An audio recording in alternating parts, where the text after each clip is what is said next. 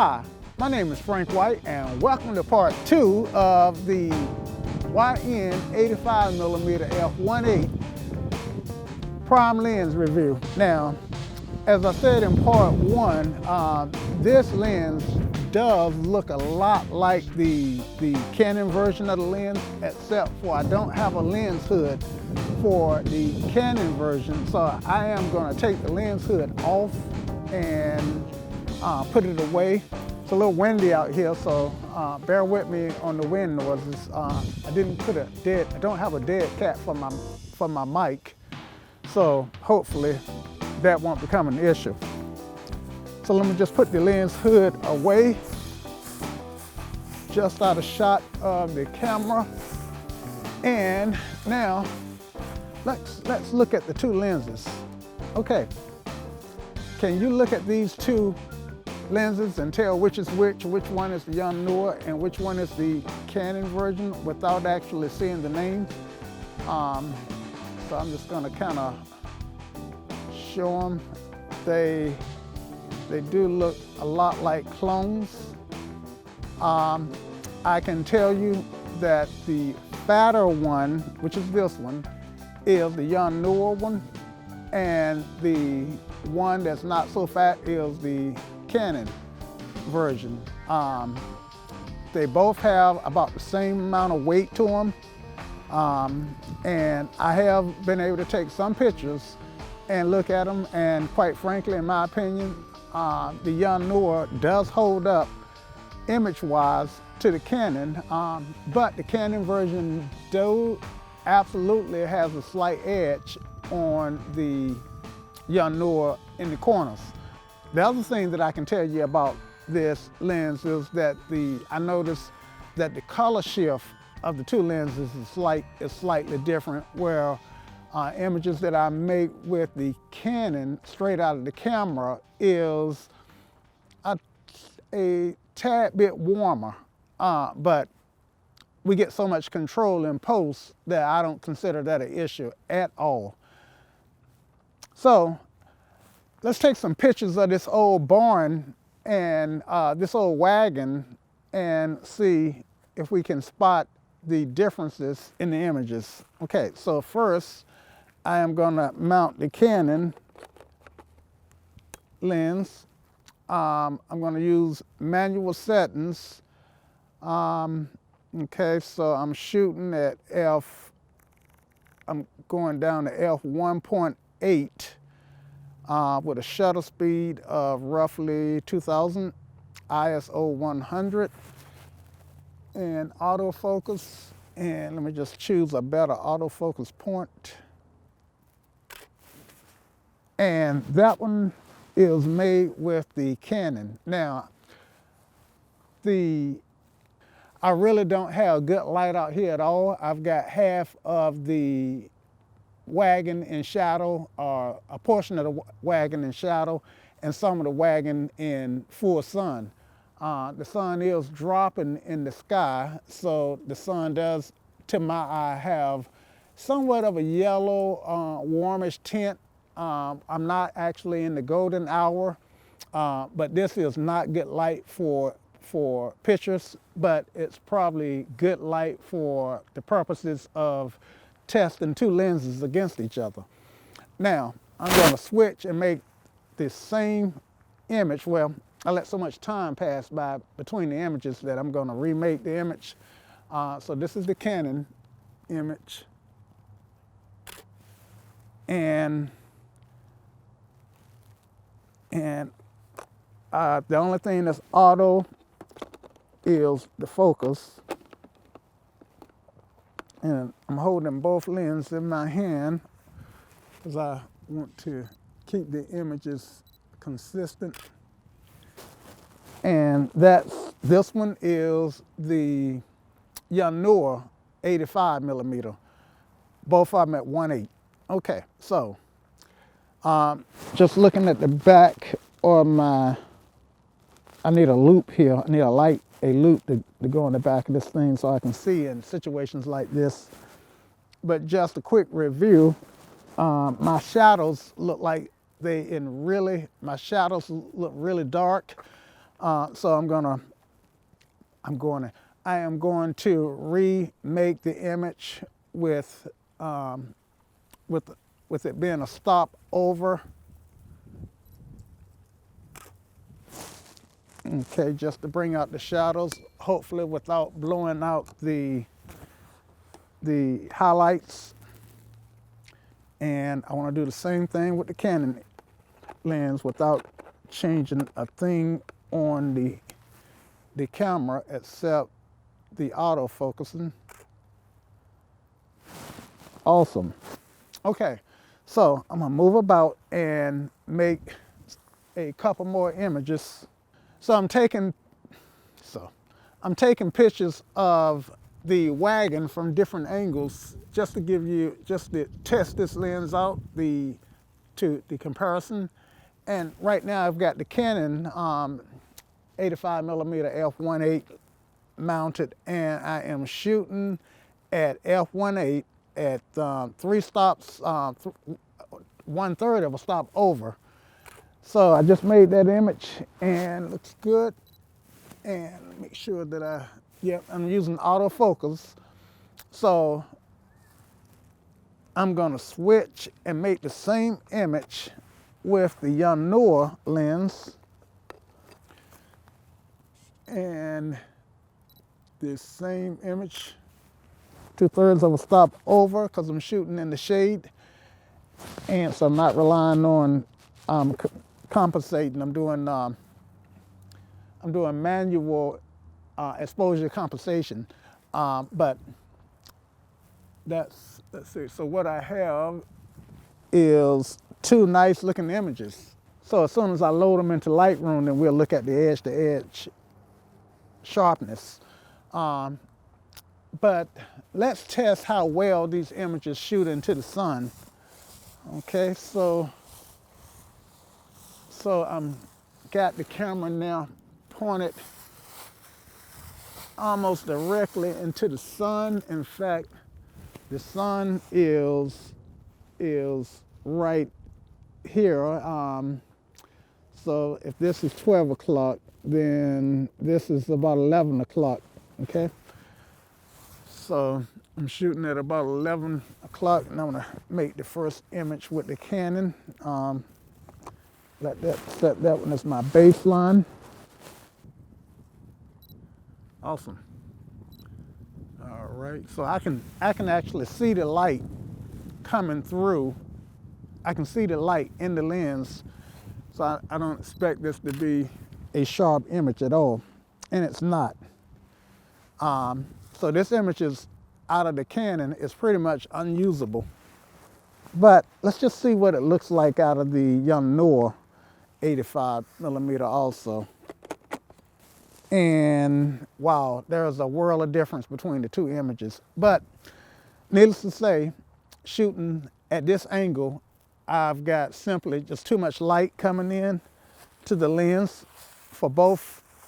So let me just swing out and back up a touch. In fact, no, I'm gonna move in a touch. Focus on that wheel here. And free up my hand.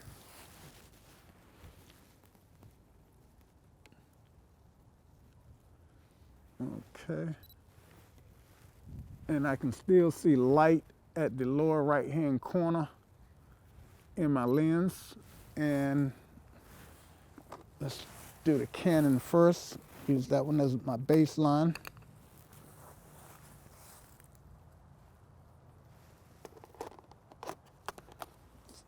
So get that one mounted. And okay, the still got too much light coming in on both lenses.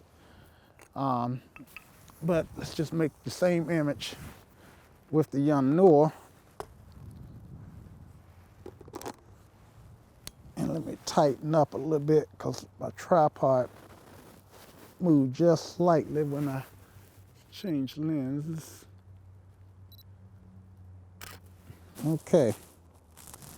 And the Yongnuo does not have the coatings on it. The handle the the the sun, the flaring as nearly as well. I tell you what, though, I hate that I moved, but let me try to find that same angle again.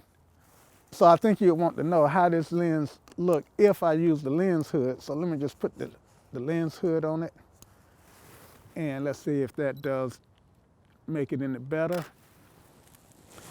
And I gotta say that I am seeing some improvement with the lens hood as expected. But let's see if this lens hood will fit this Canon lens. I don't think it will. Actually, it will. How about that? So let's take the same picture with the Yongnuo lens hood mounted to the Canon. First without.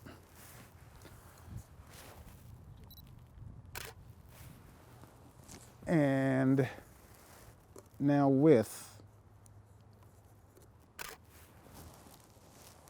And so now that's with the lens hood. All right.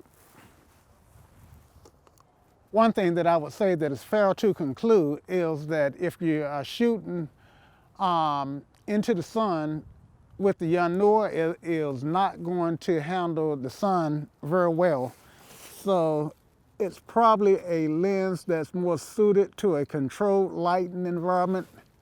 Now I just made this image using the Canon. Looks a little bit underexposed, so I'm gonna expose it two-thirds of a stop up, and that looks better. And I want to show you the same image with the Yongnuo, and this time I am shooting in the shade. So sun coming into the lens shouldn't be a factor at all. Okay, so I want to take the lens hood off, and I like the way that the lens hood disconnects from this guy, which I should show you that. Okay, so that's that. Now all of these is all of the images that I made so far have all been at f1.8. Okay, so let's change it and shoot at some different f-stops. And so let's move to f2.8.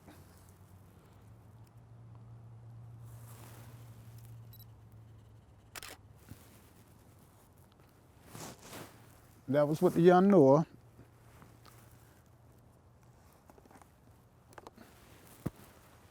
And f2.8 with the Canon.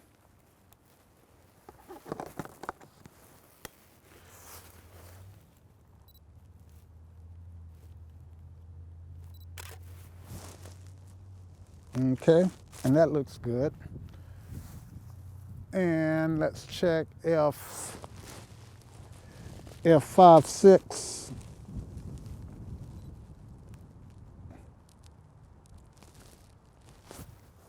With the Canon.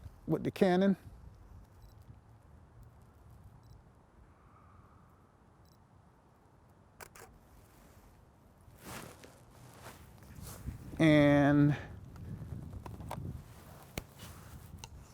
f5.6 with the Yongnuo.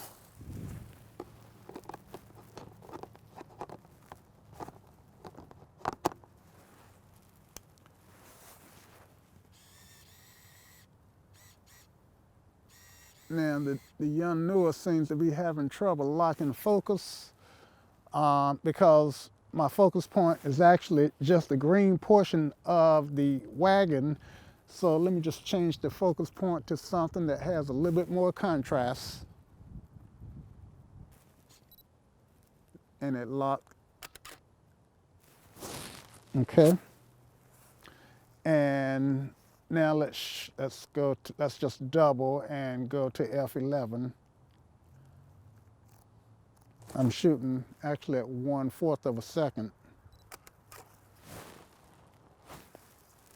And that was with the Yongnuo. and I actually made 2 images, but I'm only going to put up one. The images are the same, and 2 images with the Canon one, f11,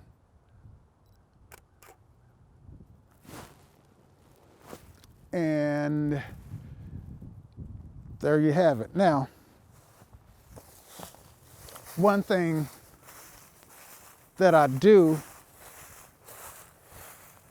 want to show you is the lens hood.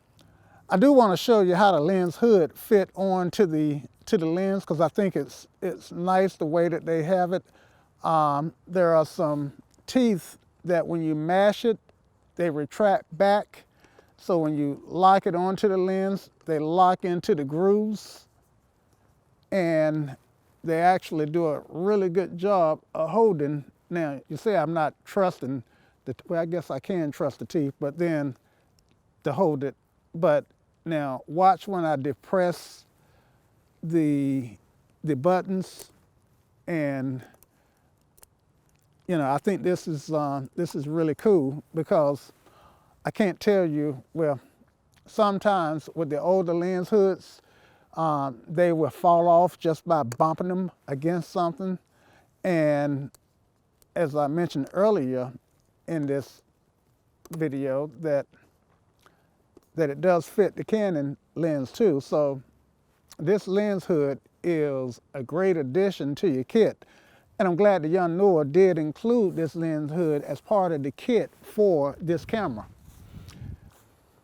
So let's pop into Lightroom and take a quick look at the images.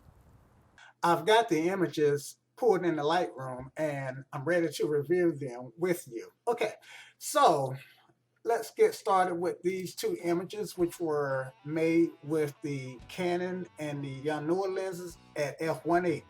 Now, I rather have the Yongnuo on the left, so I just did a switch, and let's take a look. Now, what I'm seeing, both of the images look great. Of course, they are in half of the images in shadow, but what I'm really interested in is how the image presents when I zoom in closely. So let's zoom in 1:1 and kind of move around the image. And right now, as I can call it, the Yongnuo is standing up to the Canon. Now the Canon actually looked a little bit sharper. Actually, it looks somewhat sharper, and I do see some purple fringing on both images that can be fixed in post. But yeah, overall, at least on this bar here, I'm seeing that the Canon image is somewhat sharper. But in this area here, they seem to equalize, or actually the Yongnuo image is actually looking a little bit sharper. Now, bear in mind, this is at f1.8, and let me just back out again for a second here. Let's see. Okay, let me get out of the zoom. There you go. One of the things that I am seeing is that the Yongnuo lens is capturing a little bit more in the frame, because on the right side of the image I can see this red post that's attached to the wagon, and I can't see it on the Yongnuo image. Now let's move on to f2.8 and take a look at these images. So what I'm seeing is some nice bokeh in the background, which is expected at f2.8, given that this is an 85mm lens. And both images look nice and sharp. Let's zoom in and see what we get. Now, as I zoom in and take a look at it, both images look nice and sharp. Again, the Canon, at least up in here, has maybe a slight edge, but it's not anything that is worth writing home to mom about. As you can see, as I scroll around, that the Canon image does seem, well, actually, now that I'm over here, the Yongnuo image is looking sharper. And I paused there because I thought maybe the image had to load, but that's not the case. So definitely the Yongnuo image is sharper along this wheelbase. And let's see, as we go up in this upper left-hand corner of the image, then I am getting somewhat a sharper image with the Yongnuo, which is surprising. Now, the Yongnuo was shot at 1/50th of a second, and the Canon image shot it at 1/40th of a second. I don't recall making any changes, but bear in mind the wind was blowing, so that may have had something to do with the image.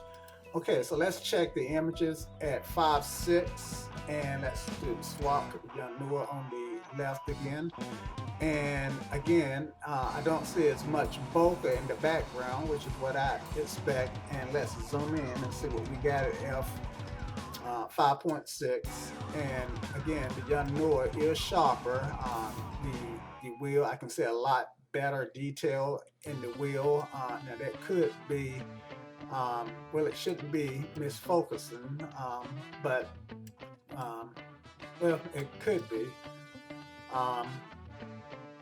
So I'm kind of gonna chalk this one up as being an outlier because the Canon lens was definitely sharper at the Canon lens was definitely sharper at 1.8. So I can't see the Canon lens getting less sharp as I stop the aperture down. Okay, so at this point I am at f11, and hopefully I got two equal images. Everything from near to far looks like it's pretty much in focus. I can easily see the detail in the back. Now let's go ahead and do our zoom to see what we get. And yeah, so at f11, I would say that these images are absolutely equal. Now both of these were taken at 1/4 of a second. And I'm getting about the same amount of detail in both lenses. Now this is a controlled environment here. I didn't have to worry about light coming to the lens. So let's just jump back over here and grab these two lenses, because I did want to mention that the Canon images on the left is shooting into the sun, and the image on the right, the Yongnuo, is how it handles shooting into the sun. So there's a big difference in the code. And I did have a subscriber mention that he would like to see the images taken with a crop, and basically with a, let's see, let me just go to the Yongnuo image. Basically with a crop sensor camera, if I can get there, then I basically get the same image, but just get it cropped. And what I mean by that is, if I go to the develop module, and I'm waiting on it to develop. Am I in the develop? I must be in it already. Yep, I am. Okay, so if I crop this in a little bit, then I've got the equivalent of a crop sensor image, which when I'm shooting wide open, it has the effect of cropping out these corners that oftentimes are not as sharp. But otherwise, shooting with a crop would be pretty much a repeat or of shooting with the full frame camera. So I hope I've been able to give you a good comparison here. So let's go back to the park. So I hope this review and comparison has been a benefit to you. I think that for the price, the Yongnuo lens would make an excellent addition to your kit. But as I mentioned, you do have to watch shooting into the sun. For portraiture, it's probably a good place to get started. If you like this information, go ahead and give me a thumbs up, subscribe, and comment. Become a part of this community, And remember, if you're gonna shoot anybody today, shoot them with a Canon or a camera of your choice and keep shooting no matter what.